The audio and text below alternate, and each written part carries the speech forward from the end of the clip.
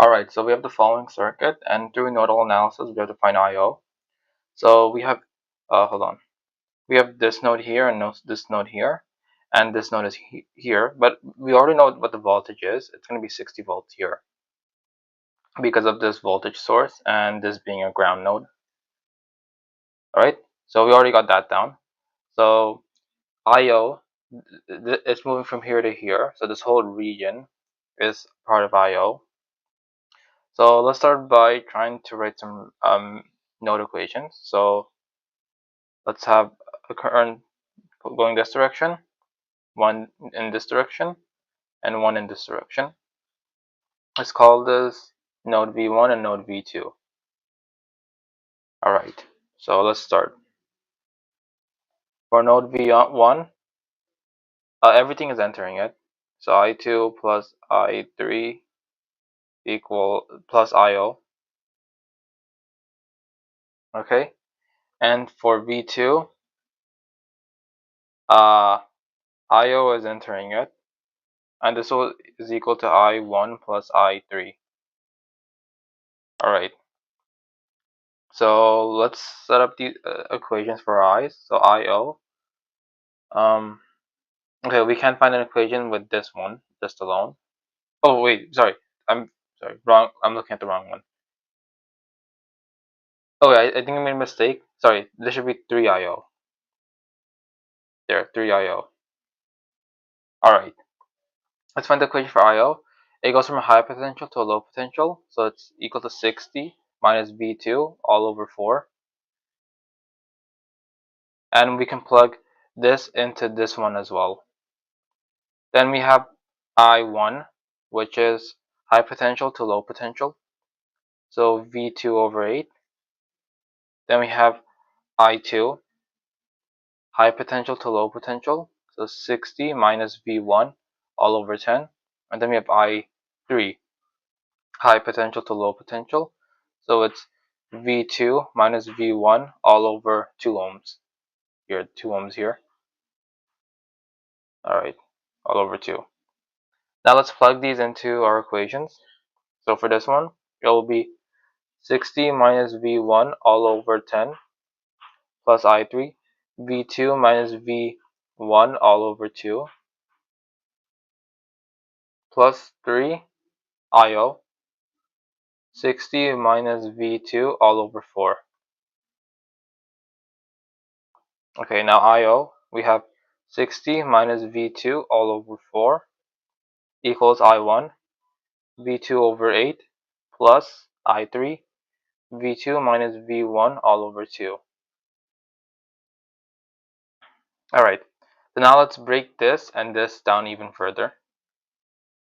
So we have 60 over 10, that's just 6, minus V1 over 10, and then let's add up all the other V1s. So we have minus V1 over 10 plus minus V1, sorry, minus V1 over 2. So minus V1 over 10 minus V1 over 2. That gives us minus 0.6 V1. Now let's add up all our V2s. So we have V2 over 2. Then we have minus V2 over 4, and then we times it by 3, which is from the outside. So V2 over 2 minus 3 V2 over 4. And that gives us minus 0.25 V2. Now we have this one left. So 60 over 4, that's 15 times 3, that's 45. Let's add up these two like terms. So 45 plus 6, that's 51. Alright, this is our first equation done. Now let's work on our second equation. So we have 60 over 4. Actually, let's bring this to the other side. So it'll be V2 over 8 plus V2 minus V1 over 2 plus minus 60 plus V2 all over 4. Alright, let's add up like terms. So we only have one V1, so it'll be minus 0.5 V1. We have this many V2s, 3 V2s, so it's V2 over 8 plus V2 over 2 plus V2 over 1. Sorry, V2 over 4. So that gives us 0.875 V2.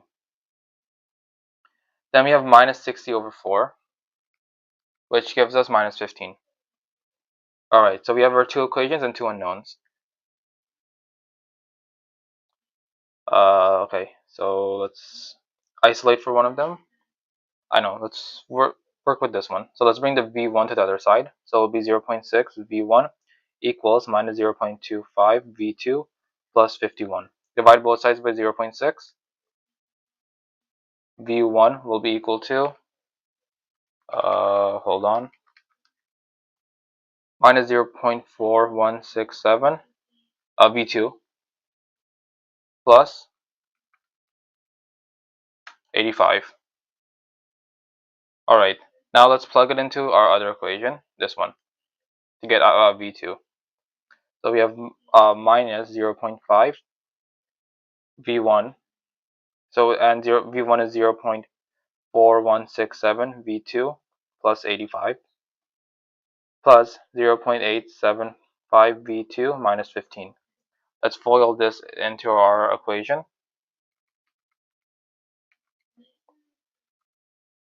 And we get 0.20835 V2 plus 85 times 0.5 minus 0.5. It's minus 42.5 plus 0.875 V2 minus 15. Collect like terms.